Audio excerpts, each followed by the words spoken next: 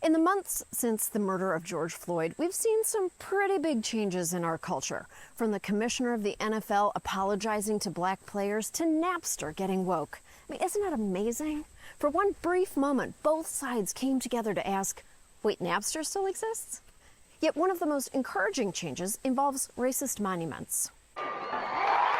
Demonstrators this week tearing down monuments to Confederate figures in Raleigh. The mayor of Richmond ordering the immediate removal of city-owned Confederate monuments. With protesters bringing down the statue of Jefferson Davis. America hasn't seen old white men go down that hard since Kelsey Grammer. Trip through It's a Small World pretending I was a UN interpreter. Don't worry, he died instantly and painlessly. But it's not just Confederate statues that are coming down. The last whipping post in the nation was displayed here in Georgetown.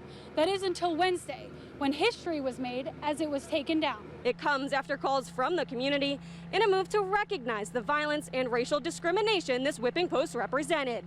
Delaware was actually the last state in the country to abolish the penalty from state law back in 1972. Back in 1972? That wasn't so far back. It was just one Jennifer Garner ago. Or if you're on the metric system, 1.8 Harry Styleses. We're making progress in unracisming our public spaces, but there are still nearly 1,700 Confederate symbols in public spaces. That includes hundreds of monuments, dozens of location names, 10 military bases, and 1 Jefferson Beauregard Sessions. We don't have time to run down all the symbols devoted to America's white supremacists, but we can introduce you to a few. This is Full Frontal's The Amazing Disgrace.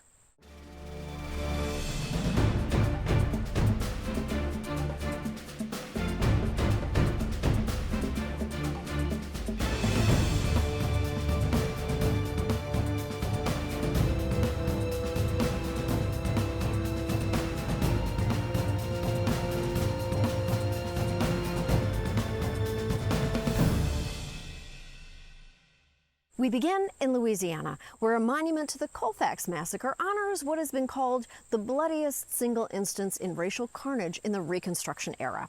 After a disputed election, enraged Klansmen and former Confederate soldiers stormed a courthouse and massacred an estimated 150 black people. Rather than memorialize the people murdered by white supremacists, Louisiana put up a highway marker that says 3 white men and 150 Negroes were slain. It's so patently offensive to reframe racist violence in this way, even the sign for the Wendy's at the next rest stop is trying to distance herself from it.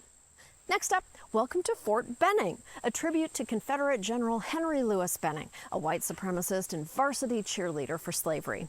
After helping Georgia secede, he attended the Virginia Secession Convention, which was basically a pep rally to encourage Virginia to also leave the country. He said, by the time the North shall have attained the power, the black race will be in a large majority, and then we'll have black governors, black legislators, black juries, black everything. We may readily assume that war will break out everywhere like hidden fire from the earth, and it is probable that the white race, being superior in every respect, may push the other back. That anchor then went on to Venmo Don Lemon for having to read those words on air. Next, we move on to Alabama and the Edmund Pettus Bridge. Stretching over 1,200 feet, it's as expansive as the career of its namesake, who was a white supremacist senator, a Confederate general, a KKK Grand Dragon, and weirdly proficient in Microsoft Excel. The Edmund Pettus Bridge was also the site of Bloody Sunday, where state troopers assaulted more than 600 peaceful protesters, among them John Lewis, which is why there are petitions to rename the bridge in his honor. But if you want to sign that petition, just be careful it's the right one. There's another petition going around to rename it the Huey Lewis Bridge. He's not even from Alabama. Finally, let's go to Georgia to visit the state's most popular attraction, Stone Mountain. It's the largest shrine to white supremacy in the history of the world, with 76-foot-tall carvings of Confederate leaders on the literal mountain where the KKK reestablished itself in the early 1900s. But don't let that scare you, because it's also a great place for family fun.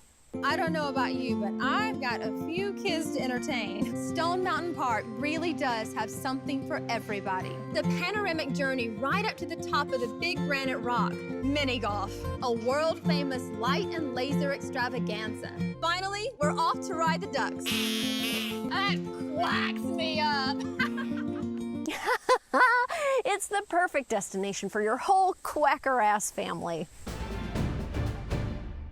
If you liked this video, hit subscribe and let me know in the comments below. And if you didn't like this video, I'm sure you've already left a comment. Thank you so much.